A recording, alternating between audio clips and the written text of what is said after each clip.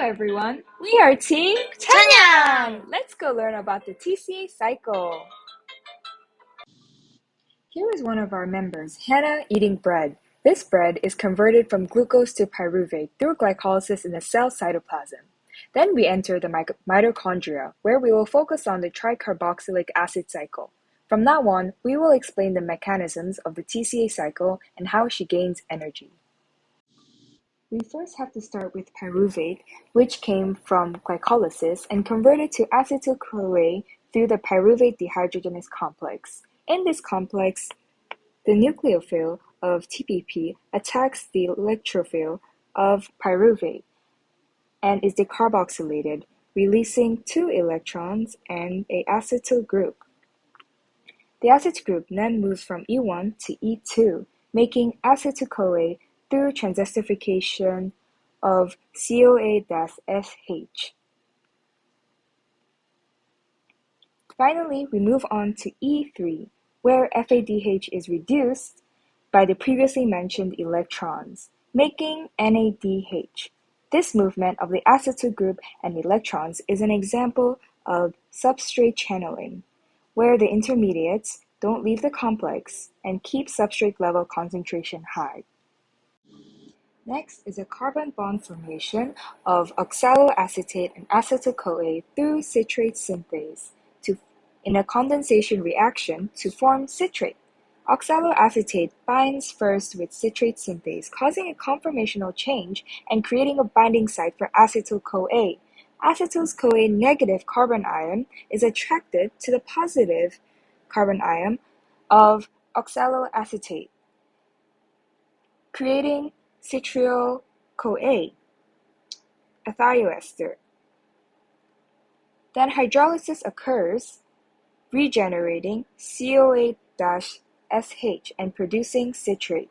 This process is exergonic due to the hydrolysis reaction and low concentration of oxaloacetate.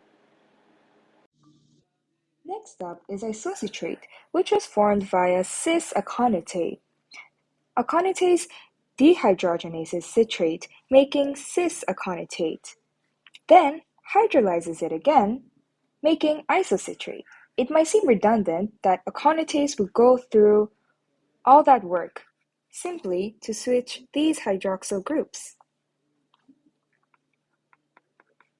However, it was necessary to do this so that the overall reaction is pulled to the right due to isocitrate being consumed in the next step. Now let's look at the oxidative decarbonization reaction of isocitrate. Isocitrate is decarboxylated and oxidized to form a 5-carbon alpha-ketoglutarate. This reaction is catalyzed by isocitrate dehydrogenase. Let me provide more context. NAD is oxidized to provide NADH, which has strong potential energy. Then, isocitrate becomes oxaloacetate, a fairly unstable compound. Then, oxalosuccinate releases carbon dioxide and becomes alpha-ketoglutarate. In step 4, alpha-ketoglutarate is converted to succinyl-CoA through oxidative decarboxylation. This reaction is carried out by the enzyme alpha-ketoglutarate dehydrogenase complex. More details will be provided in the next slide.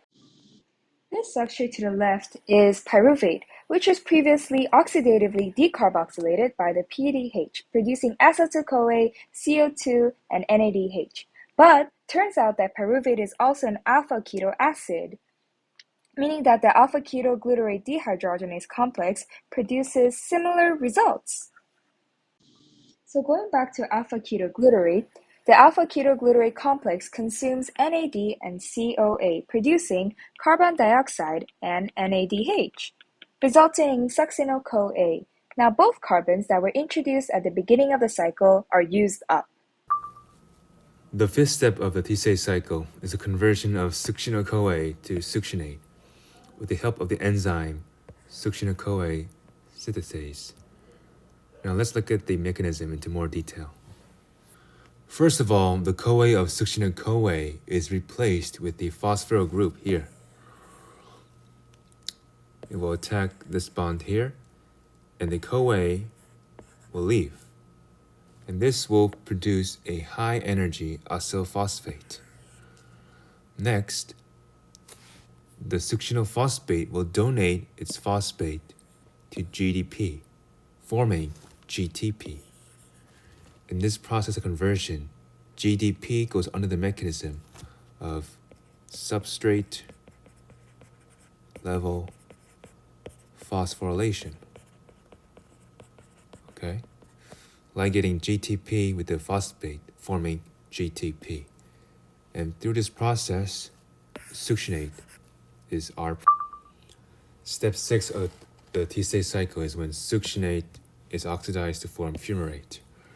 And while succinate is oxidized to fumarate, FAD is reduced to FADH2 with the help of the enzyme succinate dehydrogenase.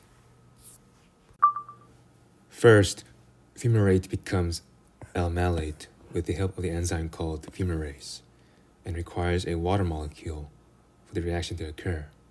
And this reaction can be called hydrolysis as we add water to the reactant to form a new product. I will now explain the mechanism for fumarate and how it goes to L-malate. This mechanism can be broken down into 2 steps.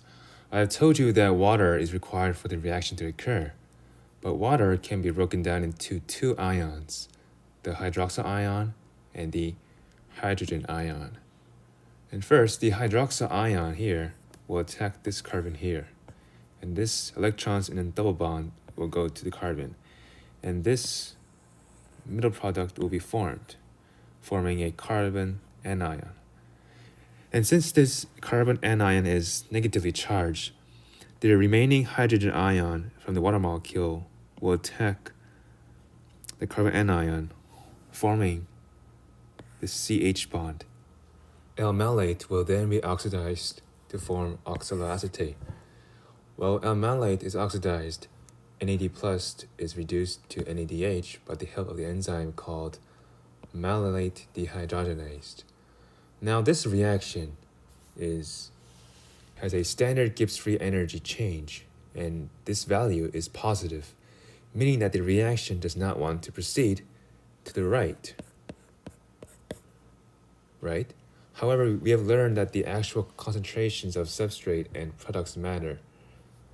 Since oxaloacetate is continuously being reacted with acetyl-CoA to form citrate, there are low levels of oxaloacetate, and since there are few products, the reaction wants to proceed to the right. I will now explain the mechanism of how L-malate will go to oxaloacetate. First, the hydrogen atom will leave, and the electrons in the OH will move here, forming a carboxyl group. And this hydrogen with the electrons will attack NAD+, and thus the electrons of the double bond move to the adjacent bond, and this bond will move to the nitrogen, forming this NADH here. And we can also have our product, oxaloacetate. I will now explain the summary of the TCA cycle. Well, first, you guys have to know that the TCA cycle, it happens in the mitochondrial matrix except for one enzyme called succinate dehydrogenase, which is located in the inner membrane of the mitochondria. And for the products of the TCA cycle, when pyruvate goes to acetyl-CoA, it produces 1 NADH and 1 CO2. And when acetyl-CoA is oxidized, it produces 3 NADH, 1 FADH2, and 1 GTP. And these NADH and FADH2 are reduced energy, reduced carriers. And what these will do in the future is that it will go to the electron transport chain in the membrane of the mitochondria. And through that, it will produce more ATP. Now, I'm going to explain why the TCA cycle is such a smart design. Well, the TCA cycle is a smart design because the starting molecule, oxaloacetate, is regenerated at the end of the cycle. So the cycle could be repeated over again, producing more NADH2, FADH2, and GTP. And the TCA cycle is also a smart design because the cycle is both catabolic and anabolic, meaning it is amphibolic. We mainly focused on the catabolic reactions, but the cycle is also anabolic, and the products of the TCA cycle could be used to make carbohydrates, fatty acids, and even amino acids. This has been Team ChanYang, and we hope that we have informed you well of the TCA